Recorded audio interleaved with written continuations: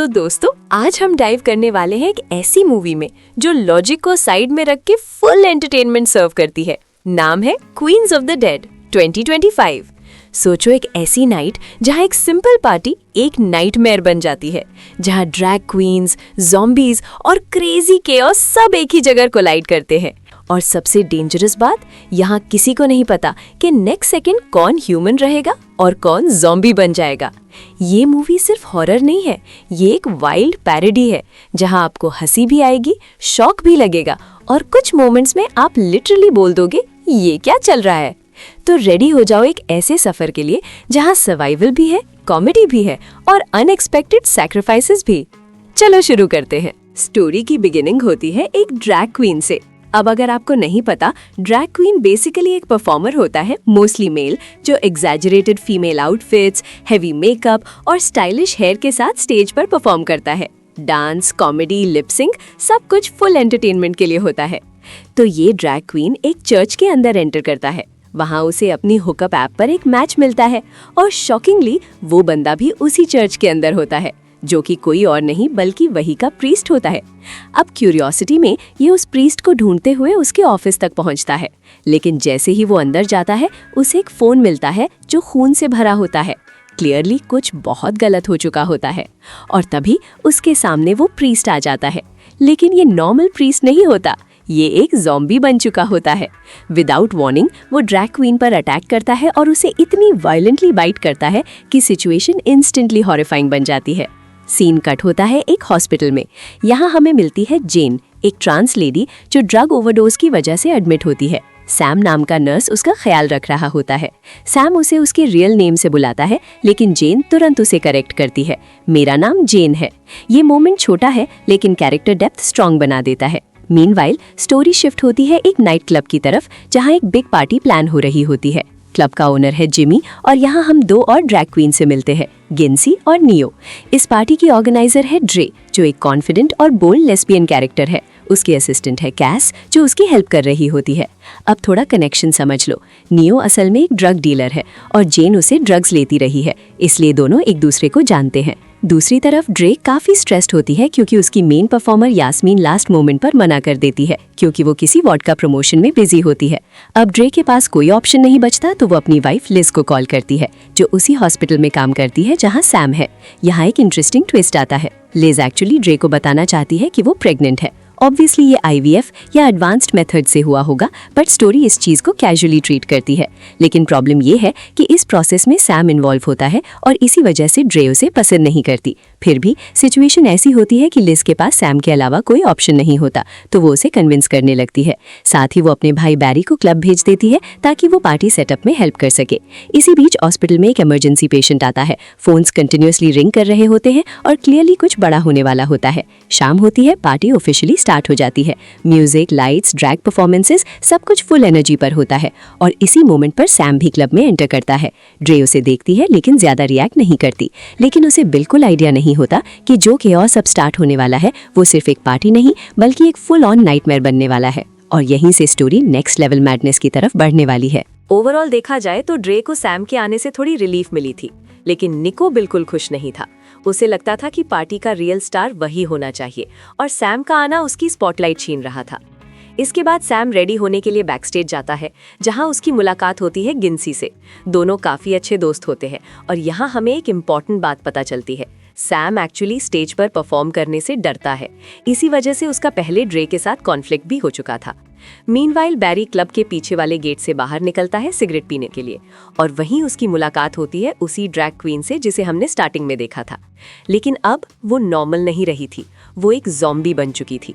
बैरी को इस बात का बिल्कुल आइडिया नहीं होता। वो कैजुअली उसे कहता है कि पार्टी का एंट्रेंस दूसरी साइड है, लेकिन ज़ॉम्बीज इंस्ट्रक्शंस फॉलो नहीं करते। वो धीरे धीरे बैरी की तरफ बढ़ती रहती है। बैरी थोड़ा कंफ्यूज होता है, फिर उसे इग्नोर करके डोर बंद कर देता है, लेकिन वो ज़ॉम्बी क्वीन पीछे के रास्ते से क्लब के अंदर घुस जाती है। And then chaos begins. सबसे पहले वो एक स्ट्रेट कपल पर अटैक करती है। लाउड म्यूजिक और पार्टी नॉइज की वजह से उनकी स्क्रीम्स किसी को सुनाई नहीं देती और वो ज़ॉम्बी भीड़ के बीच घुसकर और लोगों को बाइट करना स्टार्ट कर देती है। इसी बीच बैरी न्यूज़ देख लेता है, जहां क्लियरली बताया जा रहा होता है कि ज़ॉम्बी स्प्रेड हो रहे हैं। अब उसे समझ आ जाता है कि ये मजाक नहीं, रियल डेंजर है। वो तुरंत एक्शन लेने की कोशिश करता है। एक एक्स, कुल्हाड़ी उठाता है और ज़ॉम्बी पर फेंकता है, लेकिन गलती से वो कैल्सी के पैर में लग जाती है। Situation instantly out of control हो जाती है। जिमी पैनिक में आकर सबको क्लब से बाहर निकाल देता है और उसी भीड़ के साथ वो ज़ॉम्बी क्वीन भी निकल जाती है। अब क्लब के अंदर सिर्फ कुछ लोग रह जाते हैं, बैरी, कैस, सैम, निको, गिन्सी, जिमी और ड्रे। सब कंफ्यूज्ड हैं। उन्हें समझ ही नहीं आ रहा कि बैरी ने ऐसा क्यों किया, लेकिन ज्यादा देर तक कंफ्यूजन नहीं रहता। उनके फोन्स पर गवर्नमेंट अलर्ट आता है। जिमी तुरंत वेपन्स निकाल लेता है, लेकिन ड्रे अभी भी सिचुएशन को सीरियसली नहीं ले रही होती। उसे लगता है कि ये बस कोई छोटी सी प्रॉब्लम है, लेकिन रियलिटी सिर्फ हमें पता है। मीनवाइल हॉस्पिटल में जेन अपने वार्ड में होती है जब लिज वहां आती है और डोर लॉक कर देती है, क्योंकि बाहर ज़ॉम्बीज हर तरफ फैल चुके होते हैं। और तुम जानते हो, एक ज़ॉम्बी बाइट मतलब चेन रिएक्शन, 1 से 2, 2 से 4 और फिर पूरा आउटब्रेक। जेन वेट करने वालों में से नहीं थी, लेकिन तभी उनके सामने एक और हॉरर आ जाता है। एक बनी कॉस्ट्यूम पहना हुआ ज़ॉम्बी जो किसी इंसान के बॉडी पार्ट्स खा रहा होता है। सीन देखते ही दोनों फ्रीज हो जाती हैं, लेकिन जिंदा रहना है तो मूव करना ही पड़ेगा। वो हिम्मत करके उस ज़ॉम्बी को मारते हैं और वहां से भाग निकलते हैं। दूसरी तरफ क्लब में सब लोग मेयर की स्पीच देख रहे होते हैं, जहां वो कह रहा होता है कि कोई भी बाहर ना निकले, लेकिन साथ ही ये भी बोल रहा होता है कि पैनिक करने की जरूरत नहीं है। आयरनी देखो, तभी एक और ज़ॉम्बी ड्रैग क्वीन वहां आ जाती है। सब उसे पुशबैक करने की कोशिश करते हैं, लेकिन सिर्फ बैरी ही समझ रहा होता है कि इसे रोकना नहीं, मारना पड़ेगा। तब कैस सोशल मीडिया चेक करती है और उन्हें पता चलता है कि ज़ॉम्बीज को सिर्फ हेडशॉट से मारा जा सकता है, लेकिन फिर भी वो उस ज़ॉम्बी को मारने के बजाय एक केज में बंद कर देते हैं। और ट्विस्ट, वो ज़ॉम्बी एक्चुअली निको की क्लोज फ्रेंड होती है, इसीलिए निको इमोशनल हो जाता है। तभी उन्हें एक आवाज सुनाई देती है। वो लोग विंडो के पास जाते हैं और वहां उन्हें यास्मीन दिखती है, जो समहाउ बचकर यहाँ तक पहुंच गई होती है, लेकिन उसे देखकर कोई खुश नहीं होता। फिर भी अब वो यहीं रुकने वाली है। यास्मीन आते ही सैम को टीज करना स्टार्ट कर देती है, लेकिन उसी मोमेंट एक ज़ॉम्बी जिमी को विंडो से बाहर खींचने लगता है। सब उसे बचाने की कोशिश करते हैं और किसी तरह उसे वापस खींच लेते हैं, लेकिन देर हो चुकी होती है। को बाइट लग चुकी होती है और धीरे धीरे वो उनके सामने ही मर जाता है। उसकी डेथ सबको हिला देती है। यास्मीन बताती है कि ज़ॉम्बीज काफ़ी देर से उसके पीछे पड़े हुए थे और अब सब कंफर्म हो जाता है, ये कोई नॉर्मल सिचुएशन नहीं है। अब सर्वाइवल मोड ऑन हो चुका है। जब वो लोग बाहर निकलने का प्लान बना रहे होते हैं, तभी क्लब का शटर तोड़कर 3 लोग अंदर घुसते हैं। उनमें से एक होती है कैल्सी की फियांसे, जो स्पेसिफिकली उसे बचाने आई होती है। वो आते ही कैल्सी को किस करते हैं और चेक करती है कि उसे ज़ॉम्बी ने बाइट तो नहीं किया। कैल्सी बताती है कि उसके पैर पर जो इंजरी है वो बैरी की वजह से है। ये सुनते ही उसकी फियांसे गुस्से में बैरी को थप्पड़ मार देती है। फिर वो एक इम्पॉर्टेंट इन्फो देती है, पूरा मैनहट्टन बीच अब सील हो चुका है और अगर जिंदा रहना है तो सबको साथ रहना होगा। उनका ओनली एस्केप प्लान है एक बोट तक पहुंचना, लेकिन प्रॉब्लम ये है बोट में सबके लिए जगह नहीं होगी। और यहीं से स्टोरी सिर्फ सर्वाइवल नहीं बल्कि सेल्फिश चॉइसेस और सैक्रिफाइसेस की तरफ मुड़ने वाली है। वो फियांसे क्लियरली सेल्फिश मोड में आ चुकी होती है। वो सीधा बोल देती है कि बोट में सिर्फ उसके फ्रेंड्स और फैमिली ही जाएंगे, मतलब बाकी सब अपनी किस्मत खुद देखें। इसी बीच एक ज़ॉम्बी वहां घुस आता है और उसके साथ आई एक लड़की को अटैक कर देता है। समहाउ वो लोग उस ज़ॉम्बी को कंट्रोल कर लेते हैं, लेकिन अब प्रॉब्लम ये थी कि एक और लेडी भी इन्फेक्टेड थी, जो अभी फुली ज़ॉम्बी नहीं बनी थी। सब उसे मारने वाले होते हैं, लेकिन फियांसे एक रूल बना देती है, जब तक कोई कम्प्लीटली ज़ॉम्बी ना बन जाए तब तक उसे नहीं मारेंगे। ऑनेस्टली ये सबसे डम रूल था, क्योंकि उनके सामने ही लोग सेकंड्स में टर्न हो रहे थे। फिर भी वो होप पकड़ कर बैठे थे कि शायद कोई बच जाए, लेकिन रियलिटी इतनी सिंपल नहीं थी। जे सबके बीच सिर्फ एक चीज़ के बारे में सोच रही होती है, उसकी वाइफ लिज। उसे उम्मीद होती है कि लिज उसके पास आ जाएगी, लेकिन वो अब तक नहीं आई होती। और जब लोग उसे बोलते हैं कि शायद लिज मर चुकी होगी, तो ड्रे कम्प्लीटली ब्रेक डाउन हो जाती है और एक रूम में चली जाती है। वहीं सैम उसके पास आता है और दोनों मिलकर जिमी की डेड बॉडी को नीचे ले जाकर रख देते हैं। फिर दोनों के बीच एक इमोशनल कॉन्वर्सेशन होती है। सैम पूछता है, क्या तुम नहीं चाहती थी कि मैं यहाँ आऊँ? ड्रे कहती है, मुझे तुम्हारी ज़रूरत थी, लेकिन तुमने पहले मुझे बहुत लॉस करवाया है। और फिर वो उस इंसिडेंट का जिक्र करती है जहाँ सैम की वजह से उसे लगभग $9,000 के टिकट्स रिफंड करने पड़े थे। यानी उनके बीच पुरानी टेंशन अभी तक खत्म नहीं हुई थी। तभी निको वहां आता है और कहता है कि उसे एक प्लान पता है। सब ऊपर आते हैं, जहां निको आइडिया देता है। एक फूड ट्रक है जिसमें सब लोग बैठकर बोट तक जा सकते हैं। प्लान सिंपल लगता है, लेकिन प्रॉब्लम ये है ट्रक 2 ब्लॉक्स दूर है। अब कौन जाएगा लेने? डिसीजन होता है कि सैम, गिन्सी और निको ट्रक लेने जाएंगे और वो जाएंगे फियोंसे और उसकी टीम के इलेक्ट्रिक किक स्कूटर्स पर। ऑनेस्टली ये प्लान सुन के ही लग रहा था कि ये लोग उन्हें मौत के मुंह में भेज रहे हैं। फिर भी तीनों रेडी हो जाते हैं। वो ज़ॉम्बीज़ के बीच से निकलकर सरप्राइजिंगली सेफली ट्रक तक पहुंच जाते हैं। लेकिन जब वो वहां पहुंचते हैं, प्लॉट ट्विस्ट, पुलिस ऑलरेडी वहां होती है और वो लोग ट्रक ले जा रहे होते हैं। गिन्सी उन्हें रोक भी नहीं पाती, ना उनके पास वेपन ना अथॉरिटी, और पुलिस हेल्प करने के बजाय ट्रक लेकर निकल जाती है। मतलब जो उनकी लास्ट होप थी वो भी गई। सीन इतना आयरॉनिक और डार्क कॉमेडी से भरा होता है कि हंसी भी आती है और फ्रस्ट्रेशन भी। इसके बाद निको इमोशनल हो जाता है क्योंकि उसकी क्लोज फ्रेंड मर चुकी होती है और वो वहां से चला जाता है। दूसरी तरफ क्लब में यास्मीन की स्टुपिडिटी की वजह से लाइट्स बंद हो जाती हैं। अब सबको बेसमेंट में जाकर पावर सिस्टम चेक करना पड़ता है। मीनवाइल लिज और जेन कार में क्लब की तरफ आ रहे होते हैं। रास्ते में लिज को उसकी एक पेशेंट मिलती है अपने छोटे बच्चे के साथ, लेकिन दोनों ऑलरेडी ज़ॉम्बीज़ बन चुके होते हैं। लिज इमोशनल होकर उनके पास जाने लगती है। जेन उसे रोकने की कोशिश करती है, लेकिन वो नहीं रोकती। जब वो पास जाकर रियलिटी देखती है तो टूट जाती है और चुपचाप वापस कार में बैठ जाती है। बेसमेंट में ड्रे और बाकी लोगों पर अचानक रैट्स अटैक कर देते हैं, और ये नॉर्मल रैट्स नहीं थे, ये इन्फेक्टेड थे। यहाँ एक शॉकिंग रिवील मिलता है। हो सकता है कि ये इन्फेक्शन एक्चुअली इन्हीं रैट्स से स्प्रेड हुआ हो। सिचुएशन इंटेंस हो जाती है और तब फियोंसे एक अनएक्सपेक्टेड हीरोइक मूव लेती है। वो अकेली ही सब रैट्स से लड़ती है और फाइनली अपने आप को इलेक्ट्रिक शॉक देकर सैक्रिफाइस कर देती है ताकि बाकी लोग बच सके। सच बताऊं, जो कैरेक्टर पहले सेल्फिश लग रही थी, उस मोमेंट में वो हीरो बन जाती है। ड्रे अब सोच में पड़ जाती है कि वो केल्सी को ये सब कैसे बताएगी। मीनवाइल सैम और गिन्सी पर भी ज़ॉम्बीज़ अटैक कर देते हैं। एक ज़ॉम्बी गिन्सी को बाइट करता है, लेकिन यहाँ एक डार्क कॉमेडी मूवमेंट आता है। उसकी ड्रेस के अंदर इतना फोम होता है कि बाइट उस तक प्रॉपर्ली नहीं पहुंच पाता। वो टेम्परेरीली बच जाती है, लेकिन प्रॉब्लम यह है कि ज़ॉम्बीज़ की क्वांटिटी बहुत ज्यादा होती है। वो दोनों फाइट नहीं कर पाते और ऊपर चढ़ जाते हैं सेफ्टी के लिए, लेकिन वहां भी ज़ॉम्बीज़ पहुंच जाते हैं। सिचुएशन होपलेस हो जाती है और तब गिन्सी एक फाइनल डिसीजन लेती है। वो ज़ॉम्बीज़ को अपने साथ लेकर नीचे जंप कर जाती है और बुरी तरह इंजर्ड हो जाती है। सैम उसे उछने के लिए कहता है, लेकिन वो समझ चुकी होती है, गेम ओवर। और उसके बाद ज़ॉम्बीज़ उसे घेर लेते हैं।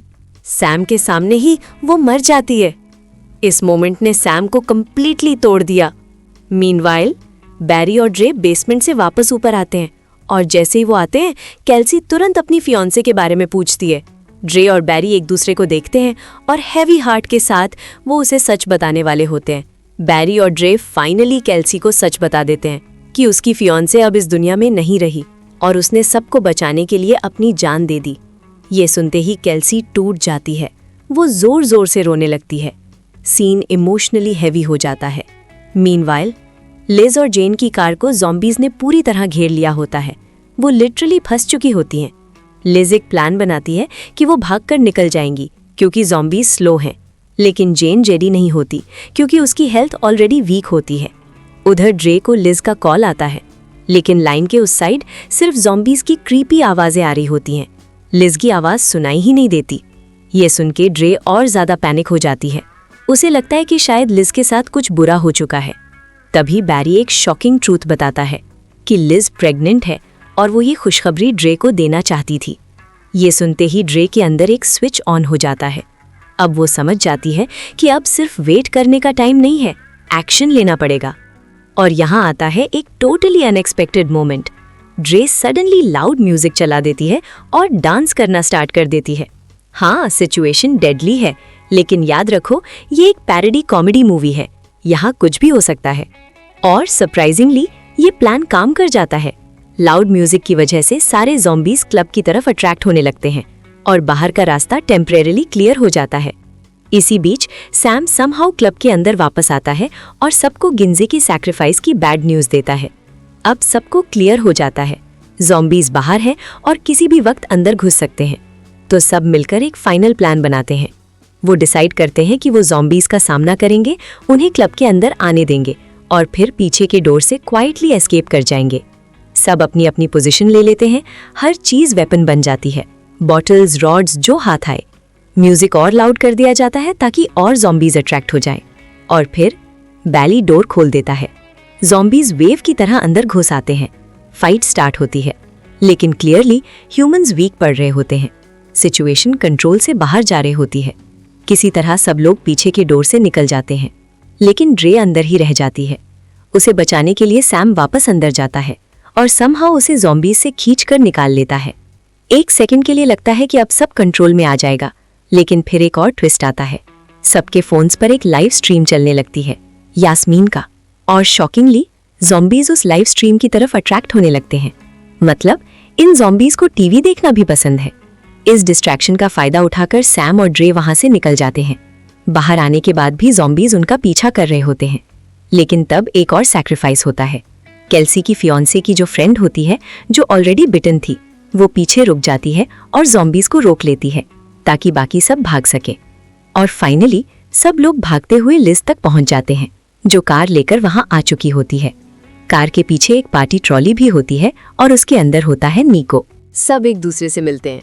ड्रे और लिज का रियूनियन इमोशनल होता है और फिर सीन शिफ्ट होता है एक बोट पर। सब लोग थककर सो रहे होते हैं, लेकिन एक फाइनल ट्विस्ट बाकी होता है। निको धीरे धीरे ज़ॉम्बी में ट्रांसफॉर्म होने लगता है, मतलब उसे पहले ही बाइट लग चुकी थी। अब आगे क्या होगा?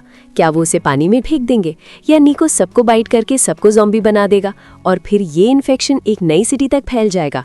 बूम! इसी सस्पेंस के साथ मूवी यहीं एंड हो जाती है, ओपन एंडिंग, जो आपको सोचने पर मजबूर कर देती है। तो ये थी क्वींस ऑफ द डेड की फुल स्टोरी, एक ऐसी मूवी जो लॉजिक से ज्यादा एंटरटेनमेंट पर फोकस करती है। अगर आप इसे सीरियस ज़ॉम्बी फिल्म की तरह देखोगे शायद पसंद ना आए, लेकिन अगर आप इसे एक पैरोडी, फन और क्रेजी एक्सपीरियंस की तरह देखोगे तो आप डेफिनेटली एंजॉय करोगे, क्योंकि इसमें हॉरर भी है, कॉमेडी भी है और बहुत सारे WTF मोमेंट्स भी। अगर वीडियो पसंद आए तो लाइक ज़रूर करना। चैनल पर नए हो तो सब्सक्राइब कर लो फिल्मी दुनिया हिंदी उर्दू के साथ ऐसे ही क्रेजी एक्सप्लेनर्स के लिए। अब बात करते हैं इस मूवी के रिव्यूज़ और रेटिंग्स की, क्योंकि यहाँ पिक्चर का रियल गेम समझ आता है। सबसे पहले अगर ओवरऑल क्रिटिक्स की बात करें तो रॉटन टमेटोज़ पर फिल्म को 84% का स्ट्रॉन्ग स्कोर मिला है, जो क्लियरली दिखाता है कि क्रिटिक्स ने इसे काफ़ी पॉजिटिव रिस्पॉन्स दिया है। इसका मतलब ये है कि मेजॉरिटी रिव्यूअर्स को ये फिल्म एंटरटेनिंग, फ्रेश और यूनिक लगी। ऑडियंस साइड पर भी रिस्पॉन्स डिसेंट रहा। लगभग 60% गूगल यूजर्स ने इस फिल्म को पसंद किया और रॉटन टमेटोज़ का ऑडियंस स्कोर भी अराउंड 64% के आसपास है। मतलब सिंपल लैंग्वेज में लोगों को ये मूवी फन लगी, लेकिन सबको इक्वली इम्प्रेस नहीं कर पाई। अब अगर थोड़ा डिटेल रेटिंग्स देखें, IMDb पर इसे 5.3/10 मिला है, जो एक एवरेज स्कोर है। इसका मतलब ये है कि मूवी सबके टेस्ट की नहीं है। कुछ लोगों को ये बहुत पसंद आई, जबकि कुछ लोग इसकी ओवर द टॉप कॉमेडी और मेसी स्टोरी टेलिंग से कनेक्ट नहीं कर पाए। लेकिन इंटरेस्टिंग बात यह है कि रॉजर ईबर्ट प्लेटफॉर्म पर इसे 3/4 स्टार्स मिले, जो काफ़ी स्ट्रॉन्ग अप्रिसिएशन माना जाता है। यहाँ क्रिटिक्स ने स्पेशली फिल्म के फन टोन, इमोशनल मोमेंट्स और यूनिक कॉन्सेप्ट को हाईलाइट किया। क्रिटिक्स का ओवरऑल कंसेंसस ये था कि ये एक कलरफुल, फनी और हार्ट वाली ज़ॉम्बी फिल्म है, जो टिपिकल हॉरर से अलग जाकर एक नया फ्लेवर देती है। डायरेक्टर टीना रोमेरो ने अपनी डेब्यू फिल्म में एक फ्रेश और बोल्ड अप्रोच दिखाई है, जो उनके लेजेंडरी बैकग्राउंड के बावजूद अपनी अलग आइडेंटिटी बनाती है। कुछ क्रिटिक्स ने इसे प्रेज किया फॉर बीइंग फन, एंटरटेनिंग और क्वियर रिप्रेजेंटेशन के लिए बोल्ड स्टेप, जबकि कुछ ने क्रिटिसाइज भी किया कि स्टोरी थोड़ी फ्लैट है, पेसिंग अनइवन है और ज़ॉम्बी हॉरर का एलिमेंट उतना स्ट्रॉन्ग नहीं है जितना होना चाहिए था। ऑडियंस रिव्यूज़ भी मिक्स रहे। कुछ लोग कहते हैं ये मूवी बहुत फन है, हिलेरियस है और एक यूनिक एक्सपीरियंस देती है, जबकि कुछ का कहना है ये मूवी ओवर द टॉप है, ज़्यादा लाउड है और कॉमेडी हर जगह लैंड नहीं करती। सिंपल वर्ड्स में ये मूवी लव इट और हेट इट टाइप है। अगर आप एक serious dark zombie film expect कर रहे हो तो शायद ये आपको डिसअपॉइंट करे, लेकिन अगर आप एक क्रेजी, कैंपी, फन और अलग टाइप का एक्सपीरियंस चाहते हो तो ये मूवी डेफिनेटली ट्राई करने लायक है। Quick info recap. Release date October 24, 2025 USA, run time 1 hour 41 minutes, director Tina Romero, music Blitz Berlin, box office around 113K, limited release. Final verdict, ये मूवी परफेक्ट नहीं है लेकिन एंटरटेनिंग जरूर है और कभी-कभी बस एंटरटेनमेंट ही काफी होता है। तो ये थी क्वींस ऑफ द डेड की फुल स्टोरी, एक ऐसी फिल्म जो अपनी क्रेजीनेस, डार्क कॉमेडी और अनप्रिडिक्टेबल मोमेंट्स की वजह से अलग ही एक्सपीरियंस देती है। ये मूवी आपको सिखाती है कि हर सिचुएशन में हीरो कौन होगा ये जरूरी नहीं कि वो परफेक्ट हो। कभी-कभी सबसे अनएक्सपेक्टेड लोग ही सबसे बड़े सैक्रिफाइसेस देते हैं और सबसे डेंजरस चीज इन्फेक्शन नहीं बल्कि वो चॉइसेस जो लोग प्रेशर में लेते हैं। अगर आपको ऐसी यूनिक, क्रेजी और एंटरटेनिंग स्टोरीज पसंद है तो वीडियो को लाइक करो, शेयर करो और चैनल फिल्मी दुनिया हिंदी उर्दू को सब्सक्राइब करना बिल्कुल मत भूलना। मिलते हैं नेक्स्ट वीडियो में एक और धमाकेदार स्टोरी के साथ।